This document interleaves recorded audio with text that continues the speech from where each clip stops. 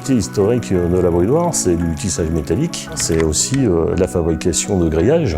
À l'époque, c'était une activité qui était aussi liée à la présence de l'électricité sur la commune, puisque grâce au déversoir du lac d'Aiguebelette, il y avait une turbine qui pouvait fabriquer de l'électricité. Je suis rentré à l'âge de 25 ans. Et je suis resté 35 ans dans cet atelier. Moi, c'est une entreprise qui m'a tout de suite plu. De faire marcher des machines, plus grosses qu'une voiture, qui font du bruit, qui ont plusieurs tonnes de pression pour déformer de la matière, moi, ça me plaisait.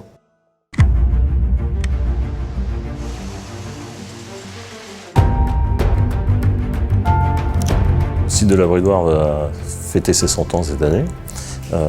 Nous sommes spécialisés dans l'industrie automobile, sur les systèmes de fixation et en particulier de la visserie de petit diamètre, qui est utilisée en particulier dans les domaines plastique et taraudage de l'aluminium. Alors Agrati, c'est aujourd'hui 185 personnes, un chiffre d'affaires de 36 millions d'euros, en nette progression depuis 2012, puisque nous sommes passés de 20 millions à 36 millions en l'espace de 7 ans.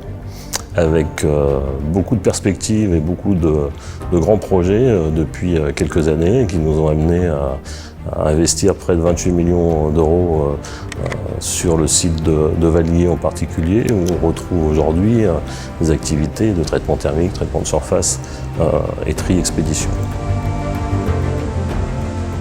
Quand on voit de quoi on part dans la matière première, dans une couronne de fil, pour après sortir avec une vis, une tige, une empreinte et une tête, on se rend compte que voilà, le fil rentre en haut, la vis sort en bas, mais on ne sait pas ce qui se passe au milieu. Notre production est axée sur plusieurs processus.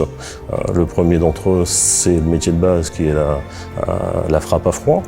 Donc ça, c'est vraiment le métier qui permet de définir la géométrie de la pièce, associé à un secteur qui est le roulage qui déforme la partie filetage. Et ensuite, vous avez tout ce qui est traitement qui s'associe à ça en termes de traitement thermique, traitement de surface, pour donner des caractéristiques mécaniques et anti-corrosion au niveau des pièces. Et enfin, un secteur qui est en fort développement, c'est le tri et le conditionnement, puisque aujourd'hui, plus de 50% de nos pièces sont maintenant triées dans le cadre des montages automatiques chez nos clients, en particulier automobiles.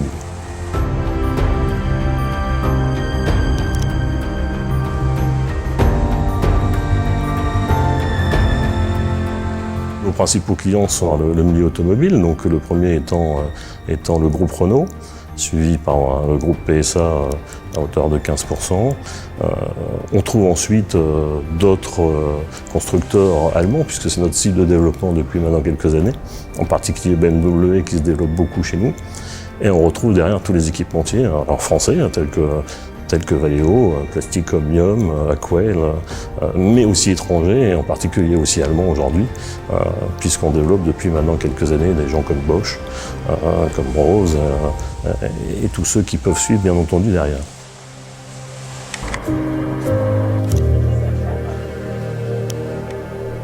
À l'échelle humaine, 100 ans, oui, c'est plus qu'une vie, dira-t-on. Mais moi, 35 ans, c'était très rapide. C'est par la force de chaque dirigeant, de chaque époque, que cette entreprise est encore là aujourd'hui. La force d'une entreprise, en tout cas pour moi, ce sont les hommes et les femmes qui la composent. Aujourd'hui, beaucoup de compétences sont réunies dans notre métier au sein du site de la Bridoire et de Vallier.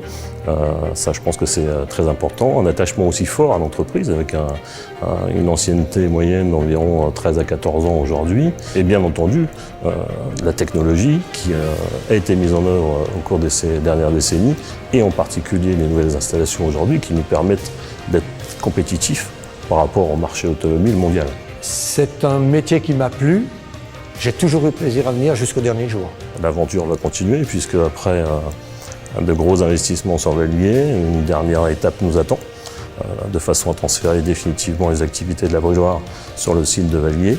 Il y aura forcément un petit pincement au cœur, mais je dirais qu'on est en train de construire le deuxième centenaire. Donc le pincement au cœur sera forcément vite effacé dans les perspectives que nous avons.